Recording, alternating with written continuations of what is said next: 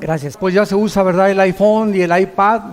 Y hay muchos que pues ya ni la Biblia traen el domingo porque ya con su iPad, ¿no? Pero yo siempre les digo, no hay como tenerla así para abrirla, para apuntar, para hacer notas, en fin, ¿verdad? No hay como tener la palabra de Dios aquí. Y pues ya en el avión y todo, pues sí, todo el mundo trae su app ya de la Biblia. Yo traigo 3, 4 versiones de la Biblia para poder estudiarla, pero no hay como ya para estudiarla y oírla y predicarla, tener aquí el libro bien abierto. Muy bien. Abran sus Biblias en el capítulo 8 del libro de Daniel y vamos a comenzar a desarrollar esta conferencia sumamente interesante acerca de un personaje tan controvertido desde hace muchos años, llamado en la Biblia el Anticristo. Y en el capítulo 8 del libro de Daniel, porque es uno de los libros junto con el Apocalipsis que más menciona y detalla el carácter del Anticristo, nos damos cuenta por qué el mundo ahorita está como está. Vamos a ver del versículo 23 en adelante para que más o menos tengan ustedes una idea. Y no es una coincidencia que desde 1946 hayan comenzado a aparecer objetos voladores no identificados, conocidos como los famosos ovnis. No es tampoco coincidencia que han pasado casi 5,500 años de historia y la ciencia, astrofísicos, ingenieros hidráulicos, arqueólogos, geólogos, no han podido determinar quién construyó las pirámides de Egipto, quién hizo las ruinas de Stonehenge en Inglaterra, las de Machu Picchu en Perú, los círculos grandísimos que están arriba del mar de Galilea, en el norte de Israel, que solamente desde un avión lo puedes ver, y son piedras de más de 100 toneladas formadas en círculos, apuntando todas hacia los signos del zodíaco y hacia los 4 puntos cardinales del mundo. Hasta ahorita los geólogos y los sociólogos no han podido entender la civilización maya, la misteriosa civilización maya que apareció y desapareció. No saben cómo, no saben por qué. Pero ¿cómo es posible que los mayas hace 3,500, 4,000 años, sin telescopio, sin calculadora, sin computadora, hayan podido calcular el año de 365 días, el año lunar, y haber podido tener las investigaciones astronómicas que hasta que Galileo Galilei, 1620-25 más o menos, comenzó a hacer experimentos con los primeros telescopios, los mayas hayan podido tener conocimientos avanzadísimos, cuando la mayor parte de los historiadores dicen que venimos del hombre de Cromañón, del hombre de Pekín, del hombre de Neandertal, que venimos de los changos y que venimos evolucionando, cuando estas evidencias históricas nos demuestran que hace 4,000 años, 4,500 años, eran muchísimo más inteligentes que nosotros. Entonces, o hace 4,000 años o 5,000 años el mundo estaba en la agricultura, ni tractores tenían, y ya estamos hablando de que tenían conocimientos astrofísicos y astronómicos, arquitectónicos, con qué sierras cortaron las piedras de 200 toneladas, cómo los amontonaron en la pirámide de Giza, en el Cairo, en Egipto. ¿Con qué sierras de esmeril pueden haber tenido ese avanzado conocimiento para haber hecho lo que hacen? Y han hecho cientos de experimentos para tratar de imitar o descubrir por qué las hicieron, y hasta este momento nadie lo ha podido saber. Pero cuando abrimos este libro, nos damos cuenta que mientras más nos acercamos al final de la consumación de la historia humana, más luz el Espíritu Santo nos va a revelar acerca de lo que ya está aquí escrito, pero no lo podíamos entender. Les voy a dar un ejemplo para que puedan ustedes comprender lo que trato de decirles. Hace 2,600 años el libro de Daniel, que es el que vamos a ver ahorita rápidamente, le dice Dios a Daniel en el capítulo 12, versículo 4, en los últimos tiempos el conocimiento aumentará. Pero fíjense lo que le dice Dios a Daniel, Sella, sellar es poner un candado. Sella esta profecía y van a pasar 2600 años y nadie la va a entender. ¿Por qué? Porque es hasta los últimos tiempos. Entonces, todos estos siglos que han pasado, podían venir la gente y los teólogos y los escatólogos a Daniel y Apocalipsis y pues no, pues es una confusión tremenda, y yo conozco cantidad de pastores que todavía me dicen que tienen miedo de predicar el Apocalipsis porque todavía no lo entienden y cronológicamente no lo han podido ordenar para poder desarrollarlo y enseñarlo. Esto es increíble, pero cuando venimos a la Biblia y de veras tenemos la paciencia y la vida, quiero decirles algo, es muy importante para entender la Biblia ser puros sexualmente. Esto es la primerísima condición, la pureza del corazón. Nuestra vida tiene que estar limpia por dentro, nuestra alma, para que el Espíritu Santo no tenga ningún estorbo en revelar a mi mente y yo no tenga imágenes de pornografía, ni estar pensando con otra mujer que no es mi esposa, etcétera, etcétera. El Espíritu Santo es más sensible que una paloma, por eso se le compara con una paloma. Y Él sabe cuando tú ves a una mujer que no es tu esposa, cuando te aprovechas con tu novio o con tu novia, y todas estas cosas molestan a Dios, porque es un Dios santo. Pero eso sí, ¿verdad? Cuando se trata, a ver, explíqueme la predestinación. Y explíqueme esto, ¿y por qué no entiendo estas cosas? ¿Y sabes por qué? Por tu vida sucia. Porque cuando comiences a limpiar tu vida y a tomar en serio a Dios, no te imaginas de qué forma se va a ampliar tu capacidad de percepción y de discernimiento espiritual para que entiendas las cosas profundas de Dios. En uno de los salmos dice la Biblia, al pueblo Dios le dio a conocer sus obras, a Moisés sus caminos. Qué tremendo está esto. O sea, el pueblo vio cómo cayó agua en el desierto, cómo cayeron codornices, cómo pudieron ser sostenidos en un desierto sin nada, y lo único que el pueblo quería era ver milagros, milagros, milagros, milagros.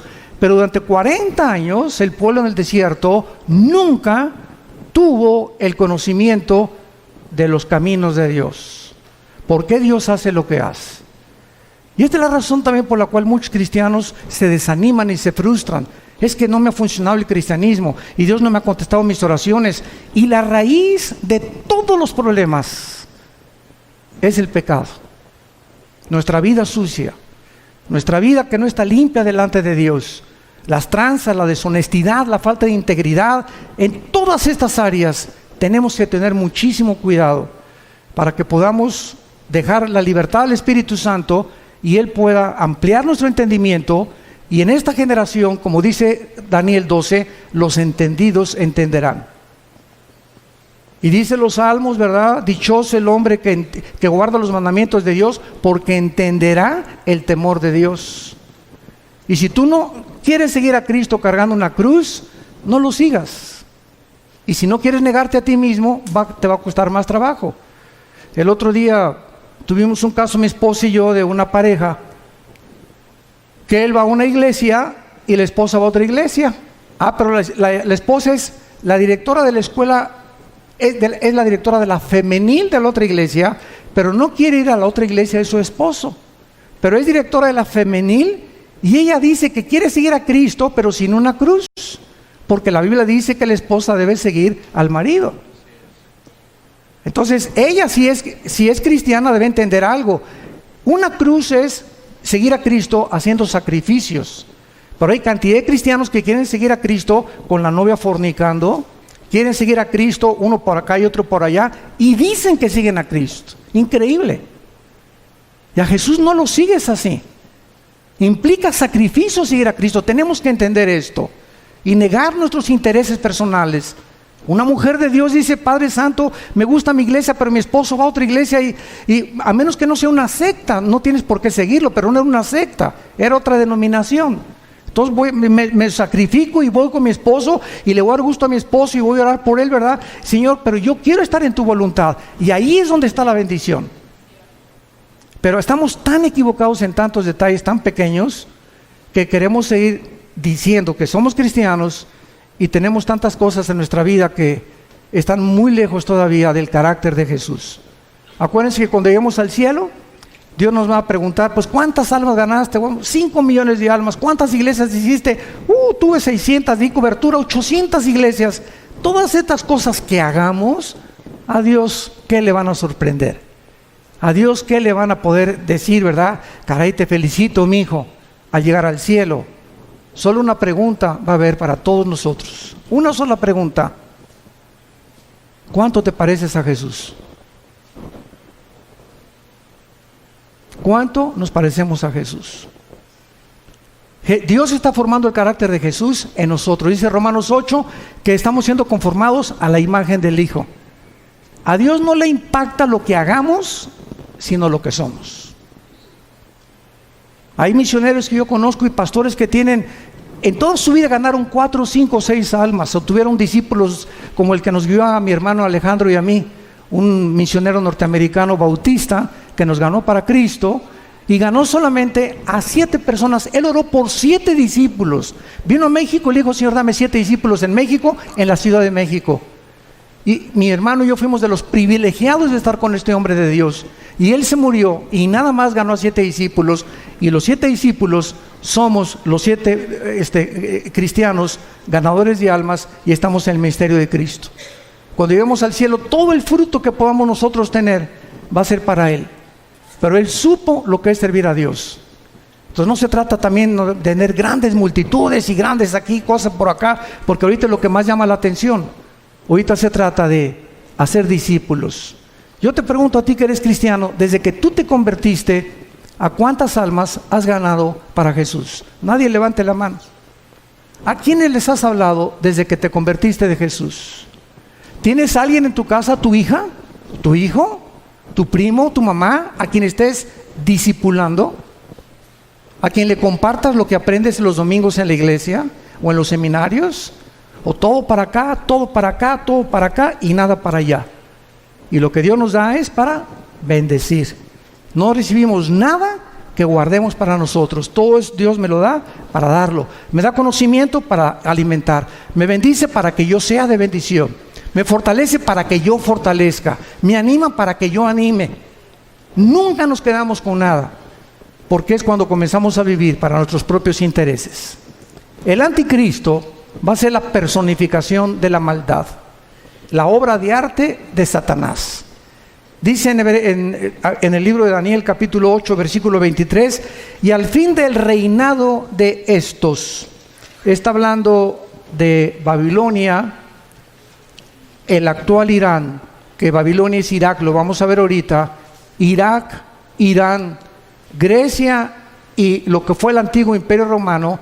Cuando terminaran estos 4 naciones y desaparecieran del mapa y volviera otra vez el anticristo a resurgirlas otra vez y a revivir el antiguo imperio romano y el imperio griego para que el anticristo pueda preparar su entrada, dice la Biblia que cuando los transgresores lleguen al colmo, se manifestará un rey altivo de rostro, entendido en enigmas. En otras palabras, Dios no va a levantar al anticristo hasta que la raza humana llegue al colmo. Yo les pregunto, ¿qué es llegar al colmo? La Biblia nos los enseña. Hubo 2 ciudades en la Biblia, en Génesis 18 y 19, Sodoma y Gomorra. Y Dios le dijo a Abraham, oye Abraham, ven para acá. No voy a revelar nada sin que tú no lo sepas. Voy a destruir esas 2 ciudades. ¿Pero por qué? Le dice Abraham. Porque no hay justos en las ciudades. No los voy a destruir por la depravación sexual que hay, sino porque no hay justos suficientes para que yo no las destruya. ¡Qué tremenda lección de Dios! Y pues ya saben todos, ¿verdad?, que Abraham le dijo a Dios, oye, si hay 50 justos, la perdono. 40, la perdono. No encontraron más que uno solo, Lot. Porque hasta la esposa se quedó convertida de sal. Entonces vemos que Dios actúa cuando llegan al colmo las maldades y cuando los buenos ya no hacen nada. Dice el dicho que los malos duran hasta que los buenos no hacen nada. Entonces vivimos una época, como les decía en la mañana del desayuno, donde estamos acostumbrándonos a que sea normal la inmoralidad que nos rodea. Las revistas, vas al dentista y revistas de pornografía. En la mañana Virito y Capulina también ya, quién sabe, con chavas arriba de sus rodillas. En las telenovelas ya es un asco, ¿verdad? Todas las cosas que pasan, las películas. Ya es impresionante por todos lados las espectaculares, ya de descarados. Tú vas ahorita, por ejemplo, a Toronto, Canadá, y hay una mujer desnuda de casi 50 metros de altura, el espectacular. Vas a Alemania y en los trenes hay puras fotos pornográficas en los trenes, en los metros de Alemania. En Holanda ni se diga. Entonces estamos llegando a un punto en el mundo donde no nos damos cuenta que está ardiendo el mundo, nuestros hijos están siendo arrastrados. Hay más de 17 millones de sitios pornográficos en el internet. Y tus hijos y mis hijos tienen acceso al internet. Y si no los vigilamos y no los cuidamos, van a crecer infectados en la mente, completamente desorientados acerca de qué es el sexo. Y esta es la razón por la cual hemos llegado ya al punto que Estados Unidos, si el Partido Demócrata hubiera ganado la elección, hubieran votado por los elementos transgénero en junio de este año. Porque el expresidente Obama autorizó que hubiera baños en Estados Unidos donde los niños pudieran usar el de las niñas y el de las niñas, los niños, si los niños se sentían que no eran niñas o que no eran niños. Este es el colmo. En el junio del año pasado se legalizó los matrimonios gays en Estados Unidos. Y vemos así que está creciendo la maldad, y lo dice así: cuando los transgresores lleguen al colmo. La pregunta es esa. Mañana vamos a hablar de la destrucción de la familia. ¿Hemos llegado al colmo? Hoy en la mañana vimos un testimonio, ¿verdad?, de un expolítico donde nos expuso claramente la corrupción impresionante que hay en esos medios.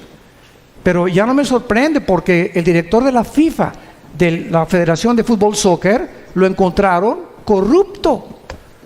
Están demandando a 2 o 3 jugadores estrellas por corruptos también ahora. O sea, en los banqueros, en el deporte, en los artistas, en todos lados. Un cantante famoso ahorita que le dicen el Sol de México, que quién sé cuántos debe, que defraudó no sé qué tantas cosas. Y por todos lados estamos encontrando que ahora sí que el que no tranza no avanza. Y es una cosa normal que se está manifestando en la sociedad. Cuando los transgresores lleguen al colmo, se levantará un rey altivo de rostro y entendido en enigmas. Muy bien, vamos ahorita a ver un retrato muy claro de lo que es el Medio Oriente.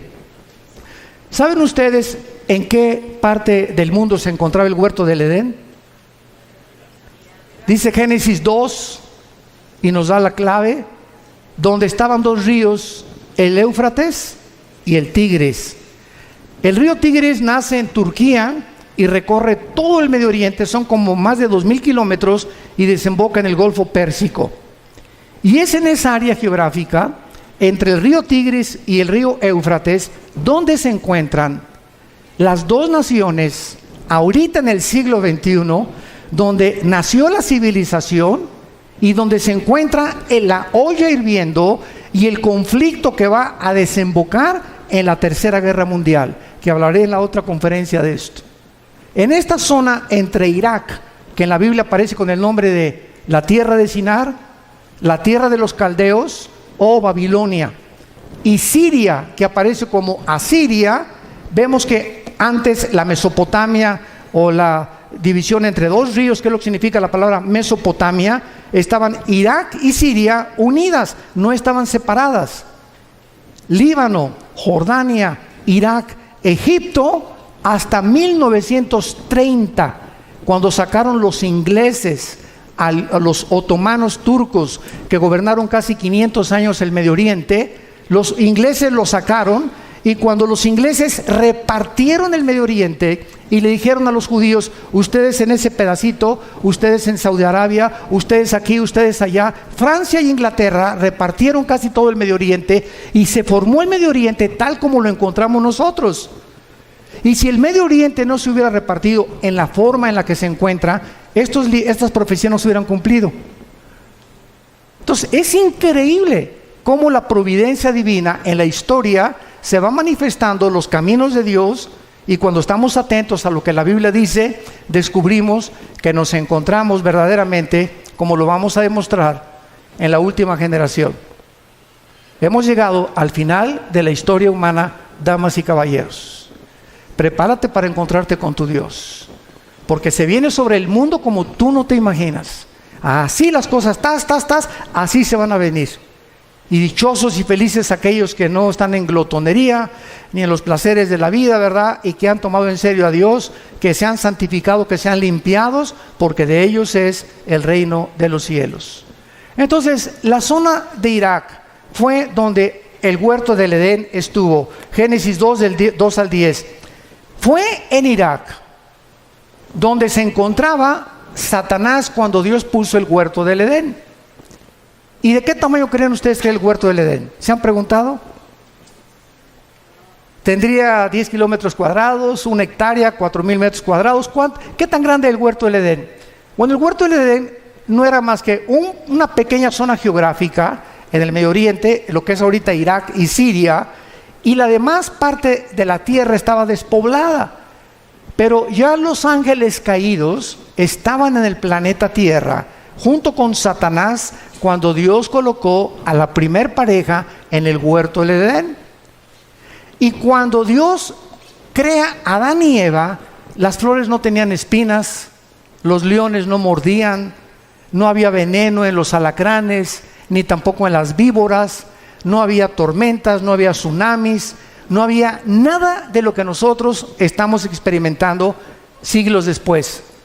Cuando Adán y Eva peca, esto es muy importante, cuando Adán y Eva peca, Dios había asociado la creación a ellos. Si ellos permanecían en comunión con Dios, Dios bendecía la creación. Pero si ellos pecaban, escuchen esto, cuando pecaron, su genoma fue alterado. No sé cuántos sepan lo que es el genoma. Fue el proyecto con el cual terminó el siglo XX el presidente Clinton y el doctor Collins, que es la investigación del ADN o del ácido desoxirribonucleico que se encuentra en cada una de las células. Y en los millones de células que tenemos un software, para que me entiendan, en el siglo XXI, tenemos un software, tenemos un código genético de información inteligente.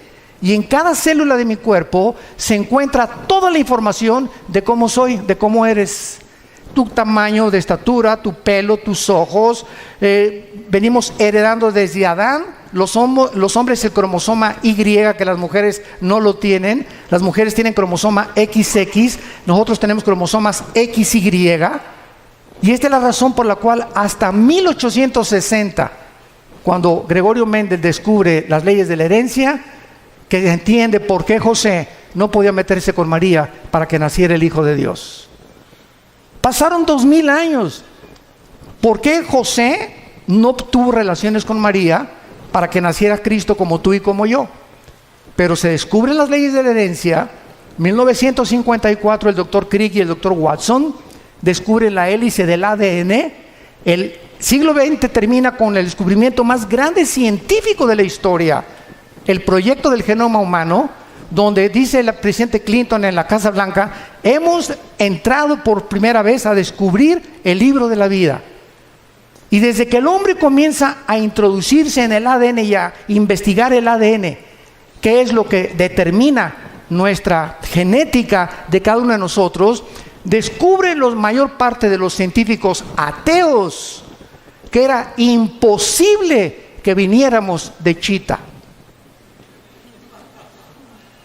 que la mentira y el fraude intelectual más grande del siglo XX, darwiniano, como decía el ministro de propaganda de Adolfo Hitler, Joseph Goebbels, cuando una mentira se predica 10 años, 100 años, se acaba aceptando como una verdad. Entonces comienza el siglo XXI y cantidad de científicos ahorita ateos, que estamos viéndolos en internet, se están convirtiendo porque el ADN niega que el ADN de un mamut sea igual al de un camello o al de un rinoceronte, o el ADN del chango sea igual al del águila, o el del águila sea igual al del halcón. Y cada uno de nosotros tenemos en cada especie, porque hay 4 especies: la especie humana, la especie animal, la especie de las aves y la especie de los peces. Y no venimos las 4 especies que hay, las 4 características o elementos que forman el mundo que nos rodea. Ninguno tiene el mismo ADN, como ninguno tiene las mismas huellas digitales. Increíble. Entonces comienza la ciencia a ser revolucionada y entendemos que cuando Adán y Eva pecaron, cambió la genética de la creación. Las rosas comenzaron a crecer con espinas. Los animales se comenzaron a volver feroces. Comenzó la naturaleza a volverse enemiga de nosotros, con tornados, con huracanes, con inundaciones, etcétera, etcétera. Comenzaron a propagarse todo lo que se llama la propaganda bacteriológica, los virus, los microbios que comenzaron a atacarnos, se volvieron nuestros enemigos, y todo debido al pecado humano. Por eso dice Romanos 8 que la creación gime a una esperando la redención de nosotros, porque cuando seamos redimidos nosotros, la creación regresará al huerto del Edén otra vez. Y esto es precioso, porque nosotros los cristianos que me escuchan, santos de Dios, toda esta información que les doy es la información que ahorita están buscando los científicos y no la tienen. ¿De dónde vienen los platillos voladores desde 1946? Porque cuando venga el rapto, ¿qué creen que van a decir? Que nos pintamos con los ovnis, que los extraterrestres nos llevaron. Y Alberto Einstein en 1943 demuestra al presidente Roosevelt en Estados Unidos, al doctor Fermi y al doctor Oppenheimer alemán. Alberto Einstein demuestra con su famosa teoría E igual a mc al cuadrado, la energía es igual a la masa por la velocidad de la luz al cuadrado, que la conquista del espacio es imposible científicamente, por 2 razones: la velocidad y el tiempo. Si sacamos una nave y nos vamos ahorita a Marte, van a pasar, pongan ustedes que nos vamos a la velocidad 300,000 kilómetros por segundo, que es la velocidad de un año luz. Vamos a esa velocidad, llegamos a Marte y pasaron 1 año. Aquí en la Tierra pasaron 5 años. Entonces, si tu esposo tiene 30 años y se va a Marte, y tú tienes 25, él te lleva 5 años de edad, y allá pasan 10 años, cuando él regrese, tú vas a parecer su abuela. Y además, ninguna nave podría ser construida jamás que pudiera evadir los millones de piedritas minúsculas que existen en el espacio, porque la destruiría a la velocidad de la luz. Así que todas esas yo le llamo marihuanadas, de que la guerra de las galaxias y por aquí, por allá, etcétera, etcétera, son los pininos y la imaginación, porque, ¿verdad? Julio Verne, Walt Disney, no se puede detener la imaginación humana. Pero ya la Biblia lo decía en Hechos 17 también, cuando Pablo les predicó a los filósofos en Atenas, que Dios hizo el cielo y la tierra y fijó los límites de habitación del ser humano. Entonces, todo lo que está pasando ahorita en el mundo está siendo preparado para la culminación del último acto de Dios. Y Dios no quiere que ni tú ni yo estemos desapercibidos y que no nos agarre como ladrón en la noche, porque vendrá así. Y si llega la oportunidad a tu vida y Dios te quiere usar para algo en este tiempo y tú no estabas listo, no estás preparado, has estado jugando con Dios en los últimos meses, últimos años, la oportunidad no te vuelve a venir. Dios no necesita a ninguno de nosotros. Nadie somos indispensables. Se brinca y Dios agarra a Pepe o agarra a Carmelita o a Lupita o a Juan, pero Dios termina su plan. Nos da el privilegio que seamos nosotros los que le sirvamos. Aprovechémonos de este privilegio. En tercer lugar, ahí fue en Irak donde cayó el ser humano. En cuarto lugar, ahí fue en Irak donde se profetizó, Génesis 3:15, la primera profecía de que el Mesías destruiría a la semilla de Satanás, y la semilla de Satanás bloquearía el nacimiento de la Virgen María, que sería Jesucristo. En quinto lugar, ahí se ilustró el primer evangelio, Génesis 3:21, cuando Dios viste al hombre. Es el primer evangelio predicado en imágenes. Es Dios el que nos cubre. Tiene que haber sangre derramada, porque sin derramamiento de sangre no hay remisión de pecados, y es Dios el que toma la iniciativa para salvarte y para salvarme. En esta área geográfica fue la primera rebelión contra Dios, la Torre de Babel, Génesis capítulo 11. En esta tierra Dios llamó a Abraham, de acuerdo a la Biblia, Irak y Siria. Apocalipsis 9, la quinta trompeta. Están atados los 4 ángeles más crueles y sanguinarios de toda la humanidad. Ahí donde está ahorita Irak y Siria, la guerra civil de Siria, y donde está el conflicto estrellando o con la conflagración entre el oriente y entre el occidente. Ahí se encuentra la actividad demoníaca más grande de la historia. Ya no es el Teposteco aquí en México, ni Veracruz, ni Catemaco, Veracruz. Es ahí entre Irak y Siria, donde desde la guerra del Golfo Pérsico todo el mundo volteó sus ojos. Antes de la guerra del Golfo Pérsico, 1990-91, yo le pregunté a un grupo de estudiantes que si sabían dónde estaba Irak. ¿Saben qué me contestaron? Que qué clase de medicina era esa, que si era un nombre de una medicina. O sea, eran zonas que ni siquiera consideraban, ni siquiera yo les dije en un mapa, pon un dedo, dime dónde está Irak. No lo podían localizar ningún estudiante del tercer grado de teología. Me reservo el nombre del seminario. Pero era increíble. Y desde el 90 hasta nuestros días, pues ya todo el mundo sabemos, ¿verdad? Que Irak, ¿verdad?, está junto a Israel, junto a Jordania, ¿verdad?, junto a Siria, etcétera, etcétera. Pero es el área donde ahorita la atención mundial se ha concentrado. Y el punto al que quiero llegar es el siguiente. De esta zona geográfica, entre Irak y entre Siria, saldrá el anticristo. Ahorita regresamos a Daniel, vayamos a Génesis 49. Y vamos a ver con mucho detenimiento lo que en los últimos años se han tratado de especular acerca del origen del anticristo. Lo único que sabemos, o que se sabía, sin haber profundizado la Biblia, hasta hace, me acuerdo yo, 25 años, yo desde que me convertí, no sé cuántos de ustedes sepan, ¿verdad?, pero el primer mensaje que yo prediqué en mi vida, hace 40 años, fue sobre la tribulación. O sea, desde que comencé a predicar, Dios me trajo a la profecía y a la apologética, que es la defensa de la fe. Son las dos áreas de ramas de la teología donde me he especializado más, en la profecía y en la defensa de la fe, la apologética.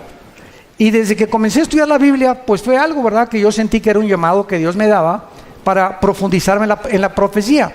Y a través de todos estos años, pues me metí. Yo he predicado 3 veces todo el libro de Apocalipsis, versículo por versículo.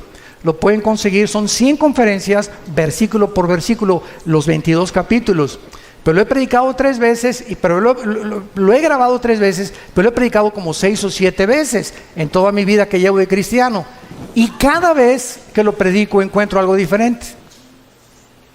Y cada vez que predico tengo más luz. Y cada vez que predico, a la luz de los descubrimientos científicos que están sucediendo en el mundo, como lo de la genética, como el proyecto Genoma Humano, etcétera, etcétera, entiendo más por qué hace 2000 años el apóstol Juan en Apocalipsis dijo que el anticristo marcaría con el 666 a la humanidad. ¿Cómo podría ser posible si no se hubieran inventado las computadoras? ¿Cómo podíamos ser posible que en el capítulo 11 de Apocalipsis, cuando se maten a los 2 testigos, dice que todas las tribus y todas las lenguas verán al mismo tiempo el mismo evento? ¿Cómo podría ser posible si no se hubieran inventado los satélites de comunicación en los 70s del siglo pasado? Entonces todo va cobrando sentido conforme la ciencia va aumentando, y nosotros decimos, ¿verdad?, la Biblia tenía razón. Hasta que se descubre la genética, se entiende por qué María no podía tener relaciones con José. Porque si José se hubiera metido con María, el esperma Y, el cromosoma Y del varón, viene infectado desde Adán, porque nosotros transmitimos el pecado. La mujer es la receptora, nosotros traemos la semilla, los varones. Si José se mete con María, Cristo nace como naciste tú y como nací yo, en pecado. No hubiera podido pagar por nosotros. Tenía que nacer con un cromosoma que fuera el Espíritu Santo el que fertilizara el óvulo o las dos X de los cromosomas de María, para que Dios pusiera el cromosoma Y de una forma divina y el Hijo de Dios naciera hombre y naciera Dios también. Todas estas cosas las comenzamos a comprender gracias a los descubrimientos de la ciencia. Y cuando la ciencia descubre algo, la ciencia dice, la Biblia se nos adelantó. Y la Biblia es más moderna que el periódico Mañana en la Mañana.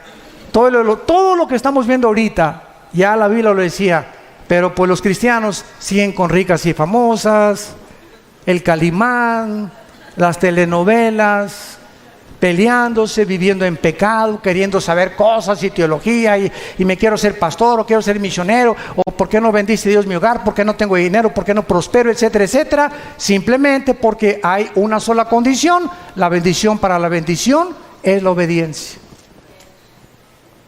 No hay más, así de sencillo. Tú obedece este libro y obedece lo que Dios te dice, no te imaginas, no tienes la menor idea de cómo Dios te va a bendecir. En Génesis 49 dice el versículo 16 y 17 una profecía que hizo Jacob antes de morir. Dan juzgará a su pueblo. Dan era una tribu, como una de las tribus de Israel. Será Dan serpiente junto al camino, víbora junto a la senda, que muerde los talones del caballo y hace caer hacia atrás al jinete. Muy bien, de acuerdo a esta profecía, hace 25 años, yo estuve de acuerdo también. Y de acuerdo a Daniel 11, 35 y 36, que dice que el anticristo del amor de sus padres no hará caso. Y de muchas otras que parecen que el anticristo sería judío. Resulta que comenzamos a escarbar más la Biblia. Como vayamos ahora a Isaías capítulo 10, rápidamente, Isaías 10. Y comienzan a surgir la otra línea de comprensión de que al anticristo se le llama más de 10 veces en el Antiguo Testamento el asirio. El asirio, o sea, de la región geográfica donde se encuentra ahorita ISIS, el grupo terrorista radical islámico, ISIS. Dice así en Isaías capítulo 10, versículo 5, oh Asiria, vara y bácula de furor en tu mano he puesto mira. Le mandaré contra una nación pérfida y sobre el pueblo de mira, o sea Israel, para que quite despojos, arrebete presa, Versículo 12, ojo, pero acontecerá que después que el Señor haya acabado su obra en el monte de Sión y en Jerusalén, ¿ya la acabó? Todos estamos de acuerdo, ¿verdad? Dios no ha terminado con Israel, no ha acabado su obra con ellos.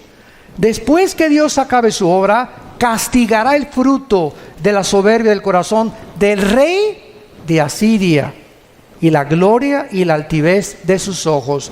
Y así ya no me da tiempo de ver todos los versículos, como en Miqueas 5, del 2 al 6, donde también se menciona al asirio viniendo contra Jerusalén en los últimos tiempos.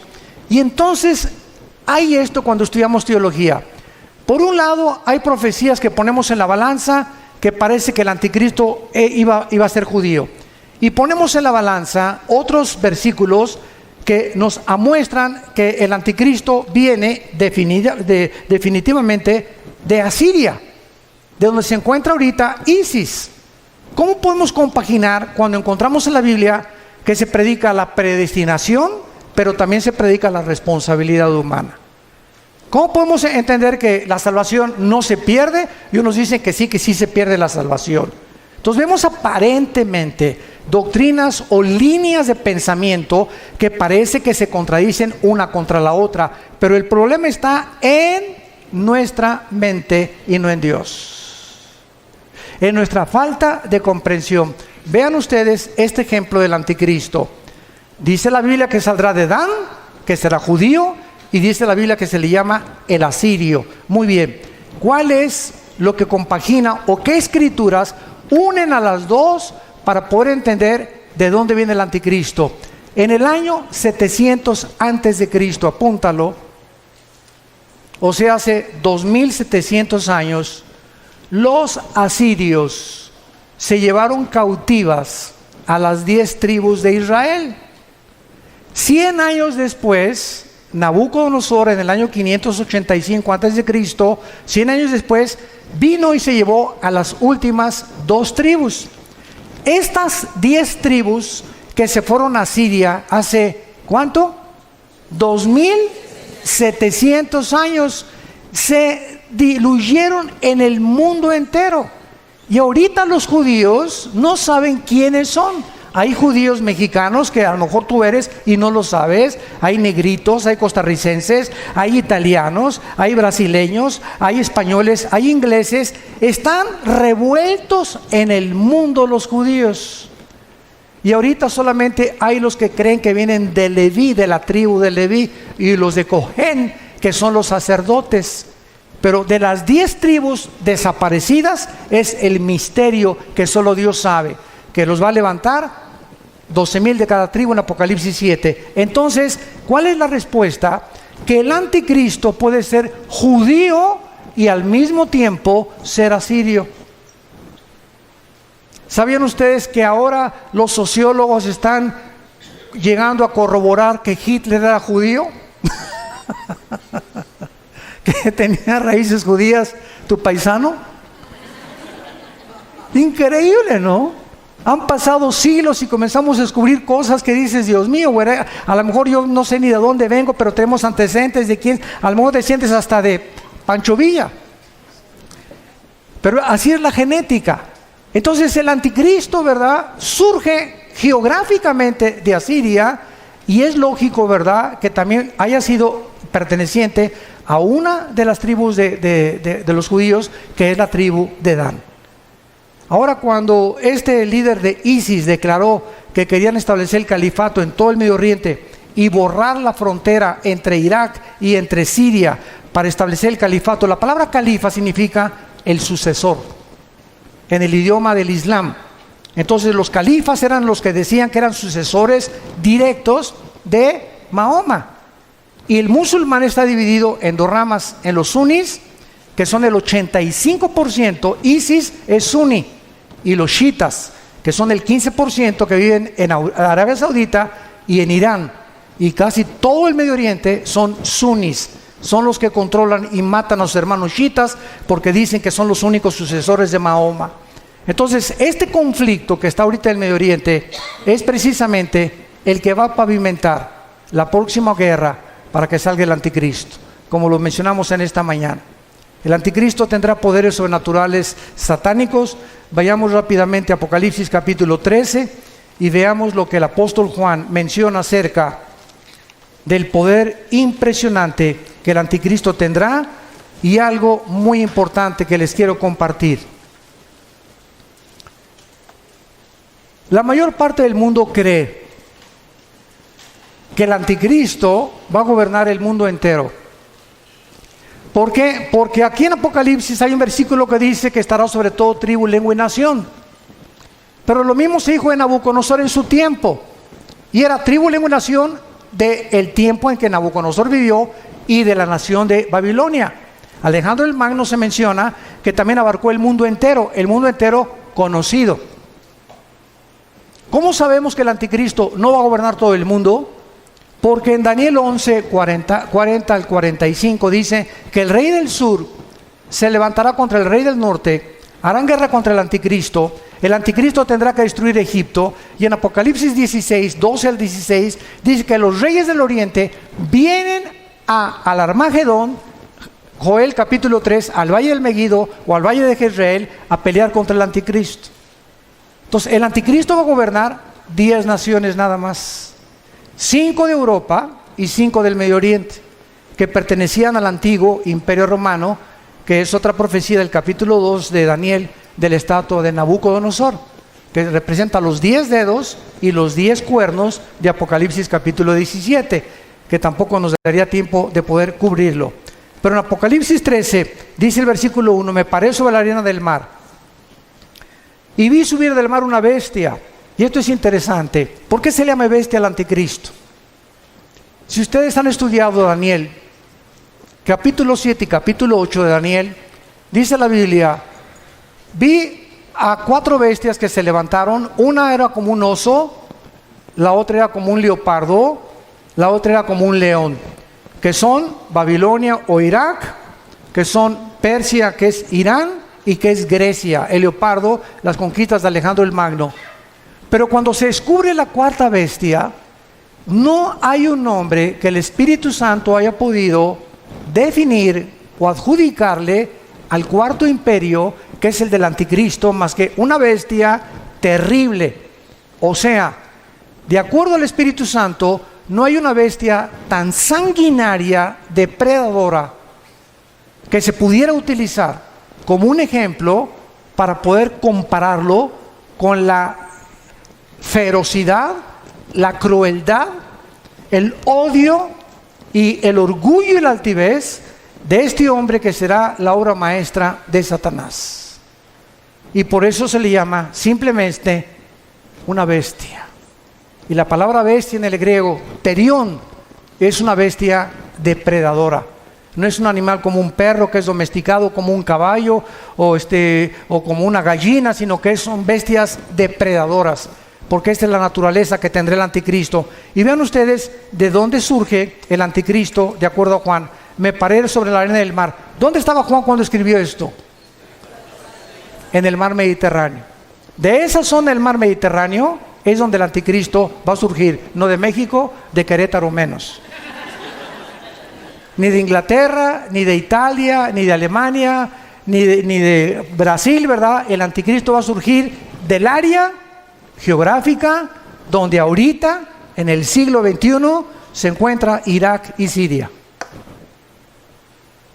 De esa área en la que está a punto de estallar una guerra, una vez que esta guerra explote, él saldrá de las ruinas a tratar los tratados de paz, a ofrecer maravillas de soluciones a la pobreza, a los problemas entre los árabes y los judíos, a los problemas bancarios, a los problemas de la economía, y el mundo se quedará absorto ante la inteligencia y los poderes sobrenaturales del anticristo.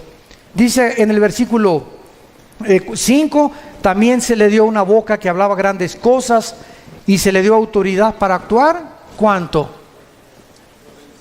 42 meses, que equivalen a 3 años y medio. Es todo lo que el anticristo va a gobernar.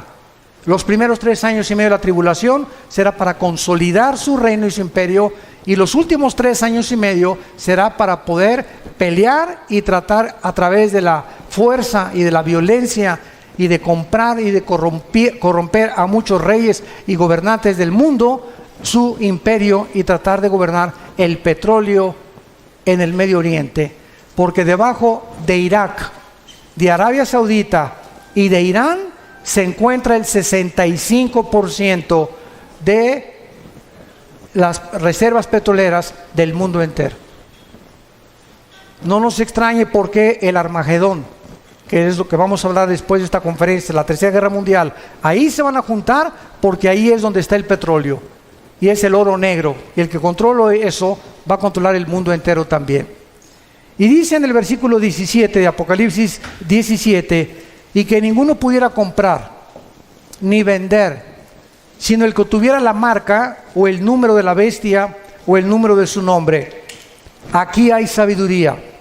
El que tiene entendimiento, cuente el número de la bestia, pues es número de hombre y su número es 666. ¿Saben ustedes qué es la gematría? Apúntalo, gematría.